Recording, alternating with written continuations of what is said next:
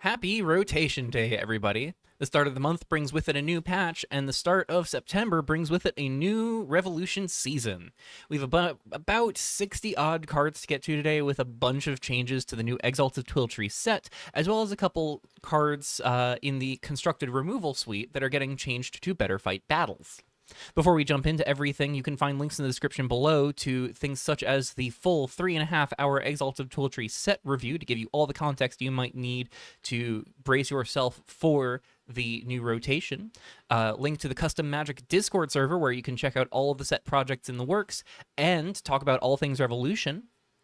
And links to the Revolution Compendium for a curated list of cards worth considering in your decks, and the Lackeybot and Escape from Limbo card galleries to look through all of the cards in the field. Without further ado, let's jump in. We'll kick things off with the non-Twiltree changes, since they help us better contextualize what answers we'll have for battles in the coming months. Swift Approach is gaining battles as an option among its targets, but I'm not so sure that makes up for how much it's been gutted here. It was a profoundly powerful card before its nerf in June, but it's just never really bounced back because the card advantage or selection you give the opponent just makes this feel awful for most slower decks. If you're on a tempo plan, I could see this doing some work for clearing a battle that may be causing you trouble, such as Path of Scales, but otherwise I think you're probably better leaning off on Sealing Strike and Kin. Forced Shutdown's picking up battle removal for black, meaning that you'll have to get used to taking the life total tax in mono black if you want to remove battles. Fortunately, most of the battles are on the cheap side of things. There are only 2 in the full set that cost more than 3 mana, and between black enjoying the life loss more with the pickup of Vigor synergies and Forced Shutdown already seeing sideboard play as the premier enchantment removal in the color, I think this is a huge boon. We're not just talking battle removal, folks. We've also got a new spell that can help clear battles now in electronic countermeasures. This is notable compared to Wormshot on the merit of dealing 1 less damage for only 1 less mana, which doesn't really matter with all but one of the battles in the set having 5 or fewer defense counters. Add in the fact that this can be corrupted by Path of Scales or Clash at Orith Cross, the latter of which not only clears but actually overkills by 1, and countermeasures gets a serious buff here in the strategies that want to run battles. I'd been feeling Clash at Mistrit Vale really skew towards wanting to be just white and blue, but I think countermeasures becomes a much more real reason to play red in that deck, even more so than Wormshot. Realm Left Implosion's probably the best battle-specific answer we're getting here, courtesy of it already being a perfectly fine sideboard tool. It has been overshadowed by the likes of Masksmith and the new Purifier of Dawnbloom Grove, but Implosion's a meaningful piece of the removal package that Green has access to, and this slight edge against those 2 creatures makes up for its deficiencies, and especially since it's the final time we'll talk about battle-specific removal in the entire review, this is worth keeping an eye on. And yes, that means not a single Twiltree card has been changed to destroy battles, so Implosion potentially has a lot of work ahead of it. The last buff is one I thought we'd have to wait until November for. Work Safety Violation has been fully reworked as a black, red, and green sorcery with destroy target non-land permanent, create a treasure token. This is great, a solid removal spell that becomes a cool new consideration in high multicolor decks with Get Your Wish packages, as well as decks looking to push their mana base while playing things like 3 Become 1 or Aonuma Students. I thought this was going to be coming in November, but I am all for getting Work Safety Violation a glow up now instead. Though do keep in mind, Cliques of Nylon is the next set up for a buff patch at the start of November. Last for non-Twiltree changes overall, the Kanai Stone just loses the Kanai Stone can be your commander. It was a cute gimmick, but the card really didn't seem to get any experimentation, and ultimately if you really want to play Esper in Brawl, Codename Spider blocks and has more avenues for synergy. So no more Kanai Stone as your commander for now, but no promises it'll stay that way. We'll have to see the next time Brawl comes around. Alright, now that we're on Twiltree, let's go through this by color once more, though I probably won't be sticking to mana value as strictly, since there are changes to cards' mana values here and there, and there are cards worth pairing together to talk about how they function. Let's kick off Twiltree with Blessed Line Warden, which is going up a mana and becoming a 2/3. It's a solid stat line, and while it's nowhere near as efficient since it effectively costs double, this is still stellar with all of the usual suspects among the soldier synergies I outlined in the set review. Be they soldier tokens from sets like Cliques of Nylon or the other soldier synergies in green and white in Twiltree. If anything, I think Line Warden might just be a stronger card now, since it dodges -2/-2 effects like Downlink Overload, Inklight Dancer's Adventure, and yes, even my beloved Chronicle of Extinction. Though, not coming down for just 1 mana does mean it seriously hinders just how quickly it can push damage. Now, Line Warden on its own is a solid change, but the real news for Soldiers is that Radiant Devotee is replacing it as the 1-mana Soldier du Jour. From a 2-mana 2/2 to a 1-mana 2/1 with no changes to the text box other than cleaning up the wording of the abilities. I'd hate to spend too much time lingering on this one since I already spent a bunch of words on this card in the set review, but all I think I have to say is that I am substantially more terrified of Radiant Devotee and Ambitious Angel now, because they can ramp out 4 and 5 cost angels on turn 2 instead of 3. I'm genuinely stunned this card's getting a buff instead of a nerf, and I cannot fathom a universe where this lasts a long time. If it even makes it through a week without a pre-GP patch, this card is crazy, crazy strong in terms of explosive starts. There is the drawback for this card, which is that it is very dependent on being in your opening hand, and the decks that are leaning on it are going to be a lot worse when it's not in your opening hand, but I feel like this has just got to be a really profoundly toxic play pattern when it does come up and does work. We'll have to see. I know I'm going to give it a shot.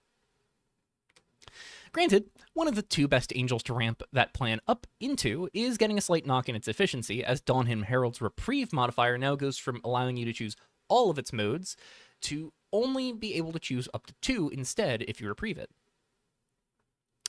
This has a weird niche knock-on effect of letting you choose none instead of 1 if you really want to, but realistically, this just means that reprieving it doesn't force you to exile it with its own removal mode, since previously reprieving it meant that you'd have to exile it unless there was another 4 power or greater creature in play. I think this is still great, and the life gain mode not happening when you want both the removal and the tokens is a small price to pay for it not blowing itself up. Also worth noting, as I left this out when discussing the card with Devotee, the tokens it makes can immediately be used to convoke out another angel if you reprieve back a cheap one with the Herald, meaning the tempo loss can be fully nullified in case you needed more reason to fear Devotee. Henda Revellin's getting a smaller change here, keeping her other creature types so she always benefits from soldier synergies, as well as not being an angel indefinitely, which I did not catch on my initial review. I still think the card's solid, in part because of I thought it always functioned how it does now, and the soldier typing sticking around has some real advantages we've already covered, but I don't think it's going to be something we see a lot of copies of. Moving on from soldiers and angels to berserkers and clerics, we have an overhaul for Sanctified Ravager, cutting down on the number of anthems to instead let this be a recursive tool. In place of its old text box, it now has a combat damage trigger counting up the number of berserkers you have hitting opponents and non-creature permanents on combat damage, and then letting you recast a cleric from your graveyard with its cost reduced by the number of berserkers counted up. This is a sweet value engine for a pairing of creature types that do seem to want more graveyard synergies, and I'll always praise an effect like this for not caving to slapping on finality counters given the hoops it already asks of you. What I will say, though, is that the choices for clerics to actually get back here are pretty few and far between. There's not a single cleric in the post-rotation field with more than 3 generic mana in its casting cost, meaning at 4 berserkers dealing combat damage and beyond, there's a visible drop-off in how impactful that cost reduction ability can get, especially since there are only 6 that actually ask for 3 generic mana, and most of those are in the range of questionably playable at best. Add in the fact that some of the better clerics have Rapture, meaning the first time they die, they get stuck as vanilla creatures unable to block and can't get into your graveyard for Ravager, and you get a recipe for a profoundly awkward mismatch of synergies. At least there's something... Oh, whoops. I skipped ahead of the slide. Whoop. At least there's something like Diviner of the Sun that might be worth rushing out, right? I've spoiled you on this. No, not so fast. Diviner of the Sun is also getting its Anthem ability removed, instead gaining a trigger to make a 2/2 white knight creature token with Vigilance whenever another non-token creature you control dies. I feel like this card's in the wrong set now. It feels rude to say that out loud, and I see what is going on here, but why a knight token when red and white care so much about berserkers and clerics, and no other color really cares about knights in this set? Especially when we have synergy tools like Evangel of Severed Doubt and Gospel of Dominion begging for more berserker token generators. It's kind of baffling that this makes Vigilant 2/2s for no reason, and it keeps Rapture, meaning in an Aristocrats deck it at least replaces itself, but at 4 mana, what traditional Aristocrat deck is actually reaching for this? It's also just worse with the card we just mentioned because it's gone from 3 and a white to 2 white, so that cost reduction cheating is also diminished. It just feels like this card doesn't have a home now. Sigil of the Last Lights, our last big change in white, in terms of meaningful impact, just no longer being able to acquire double strike and indestructible counters and retaining its enchantment typing when it's animated. It's a bit of a bummer to its overall strength, but I think it being an indestructible creature that dodges sorcery speed exile removal was pretty nuts, so I think this is a reasonable change. And I also think this deck would have struggled to put 6 creatures in play on a single turn anyhow. That being said, from what I've heard in early rumblings, this card's kind of hard to find room for in tokens decks, so we'll see if it even makes any waves. On the smaller end of changes in white, Sanctum of Repression is being reworded to no longer exile your own permanents, as well as function slightly differently on how it targets things. A welcome change for simplicity's sake to bring it more in line with existing Banishing Light effects in the format. Log of Informs also got a small tweak here. Card I didn't really mention in the set review. It's pretty underwhelming, but it used to check its conditions on targeting and resolution. Now it only checks on resolution. I think... Actually, I don't even know. I think based on the wording, you might still have to target something based on the condition. This card's not worth your time. Let's move on. Let's kick off blue with the most overwhelmingly worrisome cards from the initial set review. Overrule Thought no longer cost reduces, instead milling a player for 3 cards in addition to being a quench. It goes from format warping to just another reasonable counterspell, which is fair enough with us losing 2 strong 2-mana counterspells from Theros Age of Trax. This is right on the money for the kind of change I was hoping for, as the mill can have real value in targeting yourself or your opponent, which makes it an interesting card for consideration in graveyard synergistic strategies, without completely invalidating Deft Deflection. I think Overrule Thought has a lot of places where it can see play, and we have a lot of good graveyard themes to play into, so I'm a big fan of this. That's not the only card picking up a mill 3 cards clause, as Angler of the Crushing Sea now does so on enter, and it has that as its chanted effect rather than its cost reduction, while that reduction no longer counts chant creatures you own in exile. This becomes a far less explosive card by all measures, but I think it also becomes a more interesting synergy tool, letting you tack on some self-mill or posing mill to any value spells you use over time, while still getting use out of it as a 6/5 for as little as 1 mana now instead of 2. From broken to reasonable is exactly what these patches are for, so with no more mass cost reductions on your Festered Effluviums, all seems right in the world. Of the 3 blue cards that inspired a lot of worry for me in the set review, the one that's getting out the most unscathed is Courtly Intrigue, which is now restricted to combat damage only, but allows the draw trigger to work when hitting battles as well. It's a really good reason to be in on tokens in blue, since it means the wider your board gets with copies of the same token, the more cards this draws you for a single mana, even if the thing wearing this dies from being blocked or doesn't attack at all. If you have 3 creatures hit the turn you play it, that's just Ancestral Recall, which is a scary amount of card flow considering this already skews the strategy towards aggression and low curves, and this can do more card draw than just Ancestral Recall. Like, Courtly Intrigue's strong if you build around it. Lest you believe that Overrule Thought was the only counterspell getting hit here, we also have a knock on the efficiency of Skytide Severer, which has now been renamed to Skytide Piercer, and counters non-creature spells unless the controller pays 2 mana instead of 3. I do still think this could see some play thanks to that chant ability and efficient body for the cost, but overall it looks a lot less solid than it had. Maybe it squeezes into some ninja decks with enough cheap instant speed cantrips, but I think it looks a lot worse with something like Ozon's Blessing now. Speaking of things that look worse with Ozon's Blessing, Speaker of Currents is losing its cost reduction for instant sorceries and picking up Prowess. I was already a little skeptical of this, but I gave it time of day because the cost reduction clause seemed like some solid potential. But I think this is just firmly relegated to jank material now. You wouldn't, or at least shouldn't, want to run a 2-mana 1/3 with Prowess and no other text. And the highest impact chant effects being knocked down by a significant tick means the entire paragraph of text here becomes a bit worse, while still demanding you both cast a non-creature spell as well as have the relevant chant effects on board and enough mana to actually bother with it all. Like most of the Warlocks in this set, it's really confusing to me that this is a Prowess card that wants you to be spending a lot of mana on your instants and sorceries. along this, it's just a weird mismatch. It horribly in conflict with itself now, to the point where it just joins a long list of warlocks in the set that I cannot be enthusiastic about, despite myself being a known fan of the creature type. I think if you're playing chant creatures with Ozon's Blessing, I'd sooner want to pay a 1 mana chant cost attached to a blessing to find Pagebinder Witch, a 1 mana a 2 mana 1/1 common warlock with prowess that at least rewards you for spending 4 mana on blessing over this clunky mythic build around. It sucks to say, but I just don't see this doing work. Advance of Dreamwoven Law is getting a full overhaul as part of the patch's efforts to drastically reduce the number of anthems in the set, now tapping a creature and putting 2 stun counters onto it when it enters, and letting you tap a creature whenever you attack once it's defeated. While it was previously looking like a stellar pure aggro or tempo card, it's now solidly on the tempo side of things, as Unspeaking Titan has already taught us quite a bit about how much a single stun counter can clear the way for attackers. This is also a nice pickup for Security Initiative, as a card that's been pretty desperate for more potent tap effects to try and get it online faster, though I think Initiative's dependency on the opponent's board still does a lot to hold it back. This seems fine. Reflected Echoes a small final type change here, just having the token ability pick up the illusion type. It seems fine. There's some kindred themes to play into, but I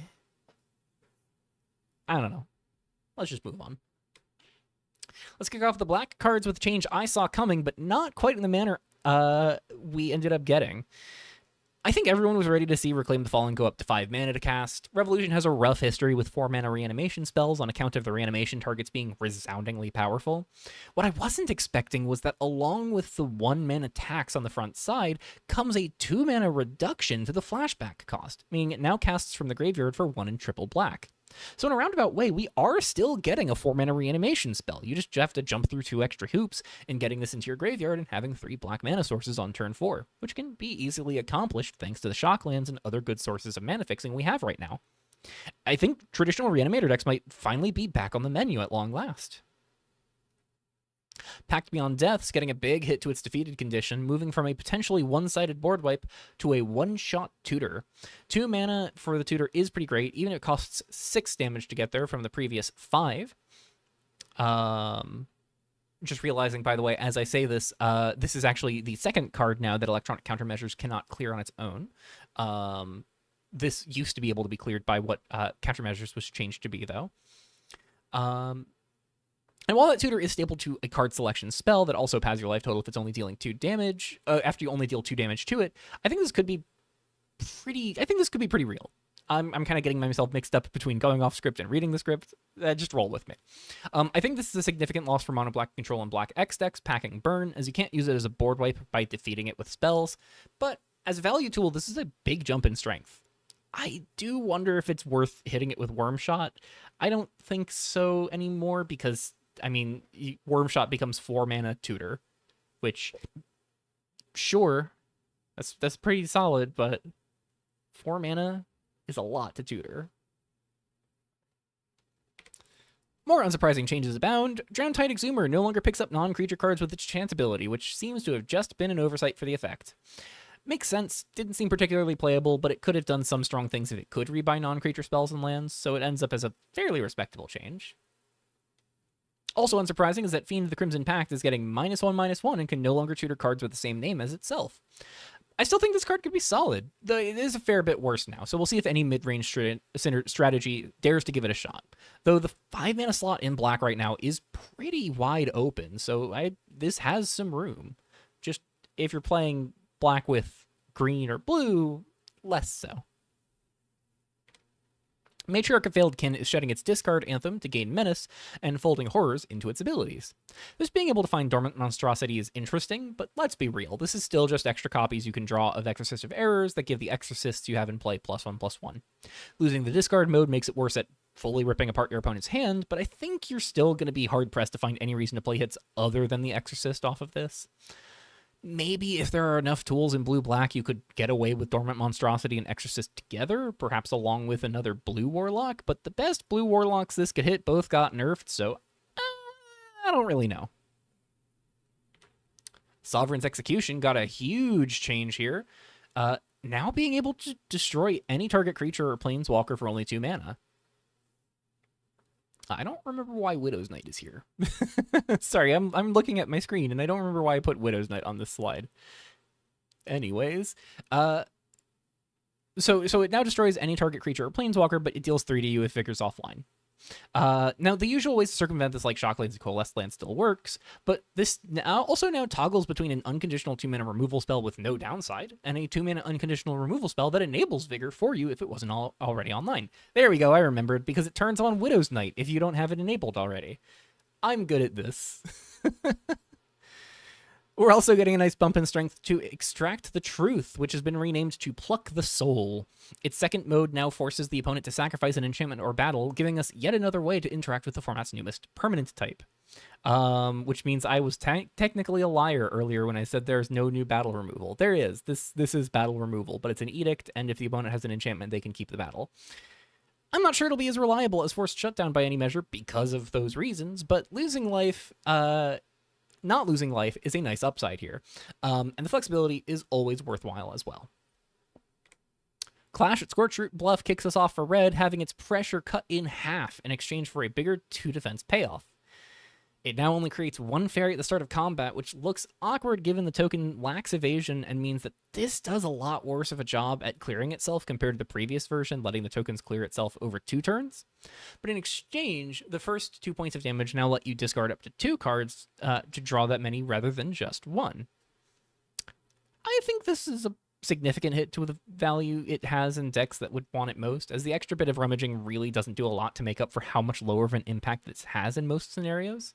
Now it really just feels like a worse equivalent to something like Advance of the Sainted March or Sparks of Revolution, where the tokens you create off of those require you to attack, and you have to put in work to get that ability, but they at least stick around, where Clash at Scorchroot Bluff is functionally 3 mana to deal 1 each turn.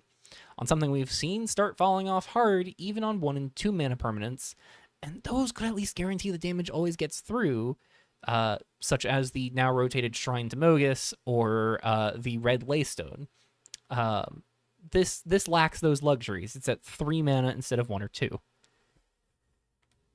There's a smaller change here on Petalclaw Ambusher, and it's one that makes me extra sad that Scorchroot Bluff has not only been toned down, but that it doesn't make illusions, and that's because Petalclaw Ambusher is having its triggered ability tweaked. It's an innocuous 2/2 for 2 with haste that I didn't mention in the set review because it built up +1/+1 counters as your illusions became blocked, because relying on creatures becoming blocked is a very unreliable avenue of synergy. It seems the curators and set designer felt the same, because now that trigger happens when an illusion you control dies instead. Now, the only problem I see here, and why I still think this won't see much play at all, is that decoy tokens don't die on their own. So the synergies you'd theoretically be playing into still require some extra level of effort, because otherwise this change functionally doesn't do anything and actually hurts you if your opponent has 0 power creatures to block, since they no longer kill the illusion tokens. And worse, this makes it much harder for it to work on offense, because your illusions becoming blocked at least immediately buffed your creatures before damage, whereas now the creatures get buffed after damage. If I'm your opponent with a 1 power blocker able to block either a Proclaimer of Blooming Wing and kill it, or block the decoy token, I'm always letting the illusion through. So the hoops to jump through can actually be jumped through now, but you do still have to perform some serious deck building acrobatics to make this worth your while. With Scorchroot Bluff being demoted making a single fairy, I at least wish it was doing something to synergize with Ambusher here rather than it being another awkward mismatch of synergies, but alas, not everything can be perfect. For this particular strategy anyways. Advance of the Blazing Court is having both of its abilities replaced, now becoming a 2 blood token generator, which is our very first instance of those tokens outside of Plane Chase, and also having its defeated condition changed, with the battle starting at 4 defense instead of 3, and becoming an on-sacrifice trigger to have an advance ping another non-creature target whenever you sacrifice a permanent, including fetch lands. Once again, I'm not quite sure why this is so bad with decoy, and I'm increasingly suspicious that decoy tokens are maybe supposed to be self-sacrificing instead of self-exiling, and I must have just missed something. Regardless, this is an interesting new synergy avenue to pursue as a secondary copy of Smiling Sludge, though with no life gain and needing to hit this for 4 damage in order to turn it online. That being said, Clash at Scorchroot Bluff actually has real play here at both damaging it and making self-sacrificing tokens, and this seems like a sweet consideration for something like a treasure deck, as you can point Dante's Inferno at it for the exact 4 points of damage you need to defeat it, crack all of your treasures for a bunch of mana to ping the opponent down a bunch with the advance, and then spend all of that treasure mana on Inferno's graveyard ability. Now, I think this seems like a prescient time to note that Dante's Inferno is an eligible hit off of Contest Coordinator as a non-land card with an activated ability, which feels weird to say about an instant, but is simply the truth, in case you want to push into Mardu treasures or trinket tokens rather than Jund or Abzan. The big red anti-artifact sideboard tool is getting an overhaul here, but not to that artifact mode. No, it's actually losing its wheel mode. Rather than letting you discard and draw cards, it now untaps target creature and gives you an additional combat and main phase. This has some cool applications with start of combat triggers like Ardor and attack triggers like Decoy or Trickery, but I think you still primarily want this for the artifact sweeper. It's quite good at doing that still, but now the alt mode requires you to actually be progressing your board state rather than just filtering cards out of your hand. I'm always down for cards to push you to fight the opponent, so big ups from me. Speaking of fighting the opponent and attack triggers, Burning Blood Orator no longer grants the creature it targets Rapture for the turn. It's a slight bummer, because this was really the icing on the cake that sold me on this being a stellar red top-end card, but I think it could still very well survive without this text. It's a great body with haste that puts additional power in place so long as you have something else to swing in with, and don't forget, a 4-2 with no abilities that can't block is far more meaningful than something like a 3-3 for applying pressure, especially when you have other synergies with your creatures gaining power from this base effect here. We're kicking off green here with a buff I did not see coming at all, and I couldn't be more over the moon about, though from early murmurs I've heard amongst the community, a lot of folks seem a lot more split on whether this is amazing and awesome, or probably a problem.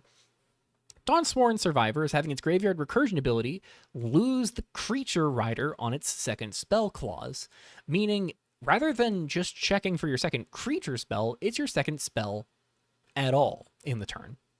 It's a crazy buff here to a card that I was so certain would not survive to rotation, and it opens the doors for looter decks to go crazy like there is no tomorrow.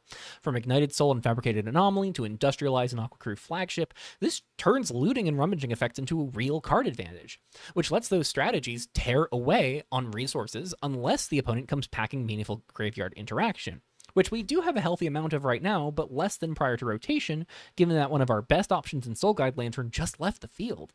I gotta take a moment here to say, I know it was a real body you could plan to cast in comparison, but how on earth did Dawnsworn Survivor get a buff when Spirit Realm Phoenix had to have a mana tacked on to its recursion mode, with Phoenix only returning to hand on end step, with a more difficult return clause compared to Survivor, as it required you to have stats on board and build those stats up, compared to Survivor just picking itself up at any time for playing the game. I'm not going to complain about Survivor getting this buff. I'm just going to play the hell out of it until something is invariably done about it, because mark my words, I do not see this lasting long.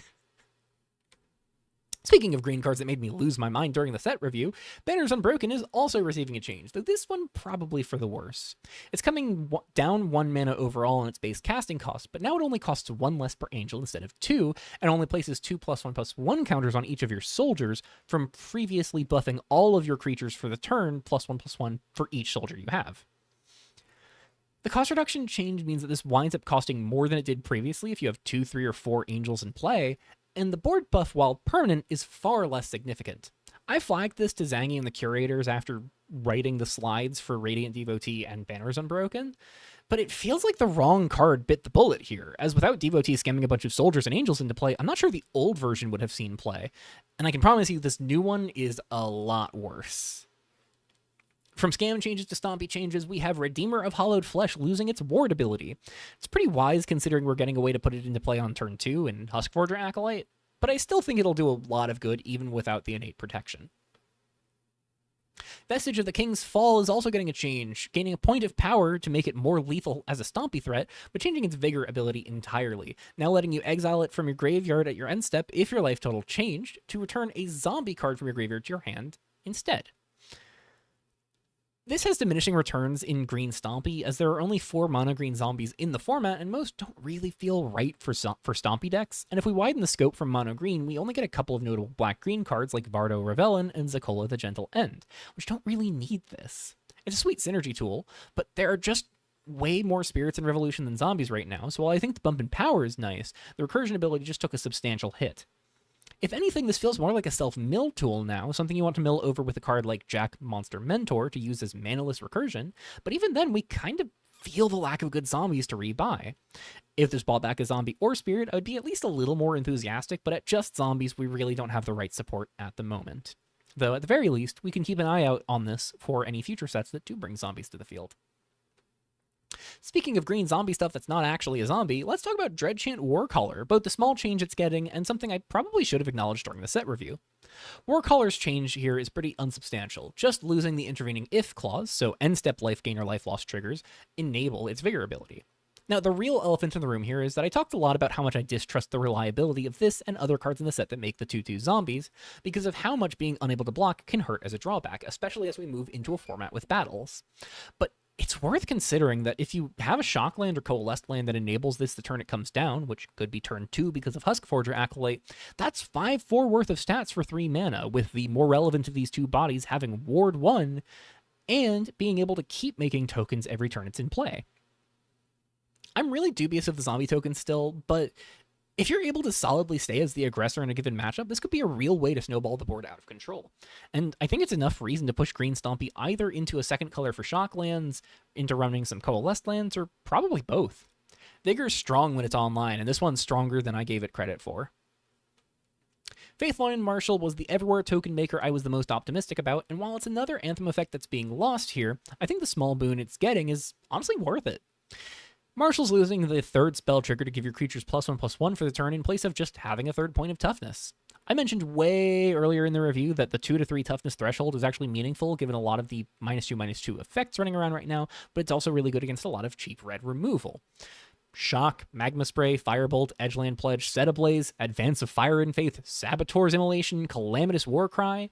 Red can punch above 2 damage, but it has a lot of good playable spells right now that can't. So Marshal now dodging those is great, even if its tokens can't. I've got a few different ideas on my mind for how to give this a shot, either with a bunch of instants or just cheap spells to maximize on those token makers. So I intend to give this one a spin, but I'll have to take some time and figure out what wants to do this most.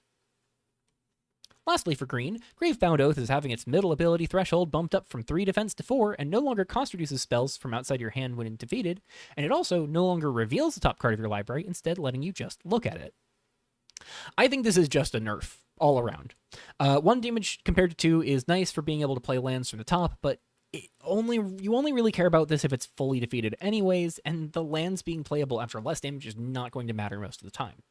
What will matter is that this is a cheap draw engine, but one that requires 5 damage, and a color that's probably going to struggle to defeat battles compared to something like red that deals direct damage to it, or blue, which doesn't care about giving up some damage to the opponent to defeat their battles. Green really wants to push damage face, so I'm not sure how worthwhile gaining your opponent 5 life is for this when it's not really saving you much on the mana front. Put simply, I need a lot for a future sight effect to excite me these days, and the one thing Gravebound Oath did have going for it, which was that cost reduction, just got stripped away. Let's kick off Multicolor with a small one. Guildchant Transmuter has been renamed to Binder of Greed and Merit. Moving on. Casimiers has received an overwhelming overhaul, with all of his loyalty abilities receiving a tweak, as well as his passives, his starting loyalty, and his casting cost. He's now 3 blue and a black planeswalker that starts with 3 loyalty instead of 4, has at the beginning of your end step discard a card. If there are 5 or more card types among cards in your graveyard, transform him, otherwise draw a card. +1 to look at the top 3 cards of your library and put 1 into hand with the rest going to your graveyard, and -2 to destroy target creature or planeswalker and gain 2 life. That's not all, though. Once transformed into He Who Shed His Death, his static ability is now protection for mana values less than the number of loyalty counters on him. His +1 evolves to put 2 cards into your hand instead of 1. His -2 becomes a -1 that exiles the creature or planeswalker and gains you 5 life, and he picks up a third loyalty ability in his -6, which exiles cards from the top of each opponent's library equal to the number of cards in your graveyard. I think this is just better in every way. Both +1s are reasonable card advantage and selection over time. He fills your graveyard rapidly for synergies like Surface, flashback spells, and his Transform condition. His downtick removal is much more reliable on the front and backside while padding your life total. And his new -6 is properly game ending to make up for how much he whittles away at your deck over time. Even his passives are leagues better, with the front side no longer forcing a sacrifice and replacing the card you discard if he can't flip, and his backside now being able to be properly frustrating to deal with rather than being a liability. Since if you transform immediately, he upticks after upticking him, he has protection from mana value 3 or less and can just keep upping the bar on what can't touch him. It's a real deal win con planeswalker to the level of Shengfa before him. I already have some lingering ideas about how this could seriously revitalize Sultai control after the Aqua Crew nerfs took it off the map. Its root fossil ramps up to it. Surface spells are great to put in the bin with either the uptick or transform clause, and the transformed side has gone from a liability to one of the best permanents you could ask to put into play, in my opinion. Witchery is getting a superficial change, giving the horror token a color. I'm taking this time to say that I've been pretty clear about my general unamusement with this card and the Warlock synergies as a whole, so I'm not sure how often we'll be seeing that token, if ever. But I want to take this moment to remark how utterly crazy it is to me that 3 become 1 having its tricky cost reduction clause actually met makes it worse if you're playing it with Witchery, since it no longer triggers Witchery if you're spending 2 mana on 3 become 1 instead of 5. I think that's enough said on this one. Lunate Charm is getting a small buff to its removal power, letting it now exile 4 power creatures instead of 5 or greater. This was pretty solid as the weakest charm in the cycle, and I'm not sure this moves the needle much there, but one thing I didn't acknowledge in the set review is not only does this counter targeted removal or pick off big creatures, it also gets to play the role of Elixir of Immortality in being a win condition for win-con-less control. That being said, it doesn't gain you life with the graveyard mode, and it requires multiple copies to shuffle each other back into the deck, but hey, if you're willing to put yourself through dealing with playing win-conless control, then I think you're willing to deal with the costs that come with it, and less power to you for it. Harmony's been renamed to Honesty, and has its first ability changed to whenever a creature you control enters, put a +1/+1 counter on it. If this is the second time this ability has resolved this turn, put a +1/+1 counter on each other creature you control, while having its card draw trigger replaced with whenever you attack, tap up to 1 target creature. If you attacked with total power 8 or more, instead tap up to 3 target creatures. I think this is a far better go-wide tool now, because it means each token creation now comes with a lot more stats, and even individual creatures have more merit, while also allowing you to tap down the best opposing blockers, making it a far more valuable tempo tool compared to the high-floor card draw. And this also means that this goes wide enough, that with a wide enough board, this goes from a dead top deck to a real combat trick to close out the game. It's got a lot more legs now. Aldgar of Path on Woven's having his cost ticked up by 1 in place of his -3 being made into a -2. I'm not too high on this, as the 3 damage for 3 mana is a lot less meaningful than in coming down at 2 mana, even if it means you no longer lose the Planeswalker to get that 3 damage. Immediately, anyways. We're likely to be entering a field more prepared to clear battles, where 1 loyalty is just really hard to keep around, and at that point the 0 ability just becomes flavor text. I probably would be more excited if Aldegar came with a bump in starting loyalty, even if it meant his bolt mode stayed at costing 3 loyalty, so the 0 could at least be a more meaningful avenue of play. But it just feels more likely to be relegated to scenarios where the game's already pretty much over. At least it takes fewer turns of upticking Aldegar to earn additional bolts, but I'm not too crazy on this, even with that +1 just looking amazing with Dawnsworn Survivor. Everyone rejoice, for the Ambassador of Unseen Edge's turn 4 kills are dead. Its Anthem ability has yet again been replaced in exchange for a trigger that goes off whenever a creature you control becomes blocked, causing that creature to deal 1 damage to whatever it was attacking while you scry 1. Keep in mind that this will usually be 2 damage and 2 scry 1s per block, courtesy of the token, and this still maintains a lot of the original idea behind this, just shoving damage like you wouldn't believe. At the very least now, it doesn't ensure Teshima swings to immediately put 3+1/+1 counters on everything, so I'll take it. Enic and Davika are getting a small change here, just making sure that if Davika dies, she gets exiled, so you can't endlessly cast Davika from your graveyard every turn. This puts some real pressure on the Planeswalker, whereas previously attacking the Planeswalker risked it just coming back. And I think the only real thing I have to say here is that the zombie token being unable to block just becomes more frustrating with this change.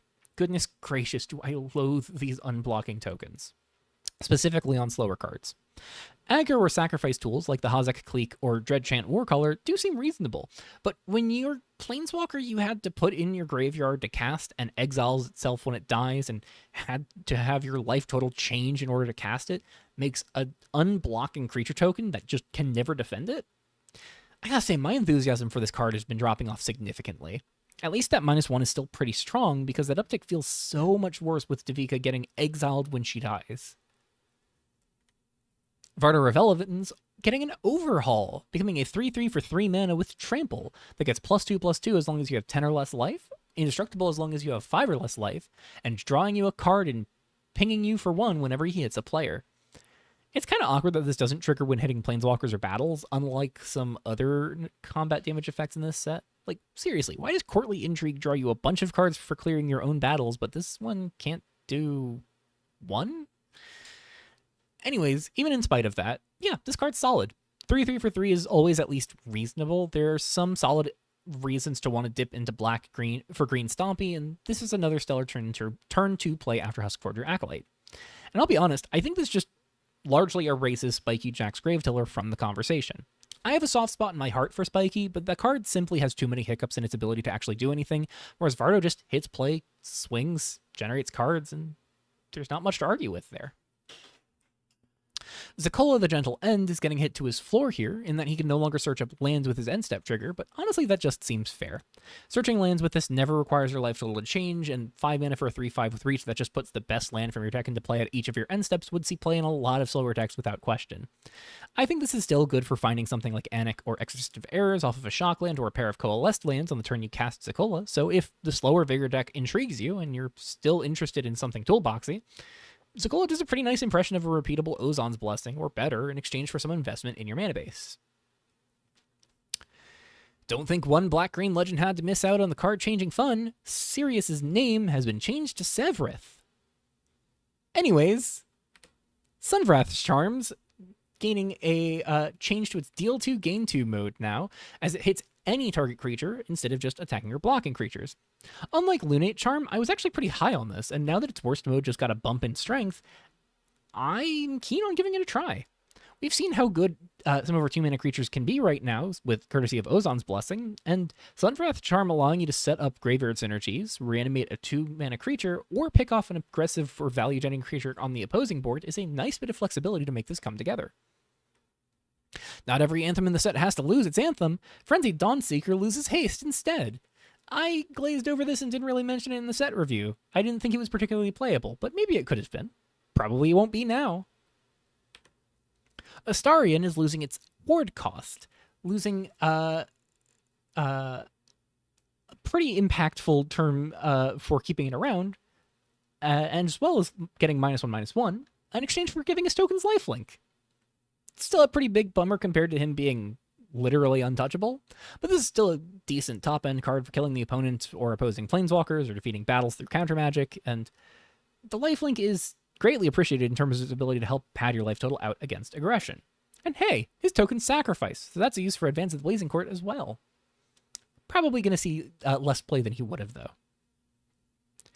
And I have found peace at long last. Amaret's +2 now only targets creatures you own instead of ones you control, not only preventing you from permanently stealing creatures you've threatened, but now taking back anything the opponent permanently steals. Take that, Nosa. Golden Bloom of the Silenced can now only choose another non-land card name. I thought... Did it not get that change?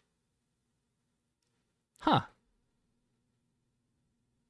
I remember being told that this was something that was getting changed, but it's not, so ignore me. I think my brain has short-circuited a tiny bit. Let's move on. It can still name itself.